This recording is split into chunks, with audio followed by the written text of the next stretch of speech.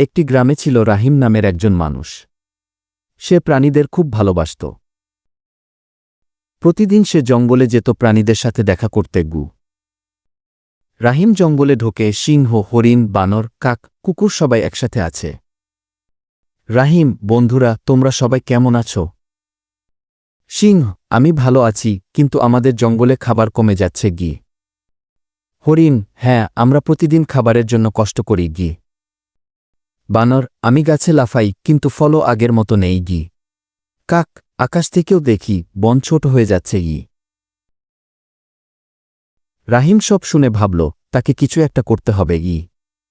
সমস্যা আরও বাড়ে। জঙ্গলে কাঠুরেরা গাছ কাটছে, প্রাণীরা ভয় পেয়ে দৌড়াচ্ছে।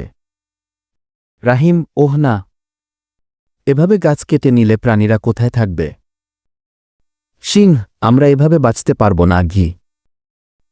ভাল্লুক, আমাদের বাড়ি ধ্বংস হয়ে যাচ্ছে। প্রাণীরা একত্র হয়ে রাহিমকে অনুরোধ করল তাদের সাহায্য করতে। সমাধানের চেষ্টা। রাহিম গ্রামে ফিরে যায়, মানুষদের জড়ো করে। রাহিম, বন্ধুরা, প্রাণীরা আমাদের বন্ধু। যদি আমরা বন কাটতে থাকি তারা বাঁচবে না, আর আমাদেরও ক্ষতি হবে। গ্রামের মানুষ, ঠিক বলেছ, বন ছাড়া আমাদের জীবনও কঠিন হবে। সবাই মিলে গাছ লাগাচ্ছে, প্রাণীরা খুশি হয়ে দেখছে। বানর, দেখো, নতুন গাছ লাগানো হচ্ছে। হরিণ, আমাদের আবার নতুন আশ্রয় হবে। কাক, ভালো মানুষ এখনও আছে এই দুনিয়ায়। জঙ্গল আবার সবুজ হয়ে যায়, মানুষ ও প্রাণীরা একসাথে বসে আছে। সিংহ, রাহিম, তুমি আমাদের সত্যিকারের বন্ধু।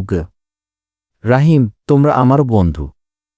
আমরা একসাথে বাঁচব, একসাথে থাকব। ভাল্লুক, মানুষ আর প্রাণী যদি একসাথে থাকে পৃথিবী আরও সুন্দর হবে। এই গল্প থেকে আমরা শিক্ষা পাই, প্রকৃতি ও প্রাণীদের রক্ষা করলে তবেই মানুষ সুখে থাকতে পারবে। Thanks for watching. Next video পেতে চ্যানেল সাবস্ক্রাইব করুন।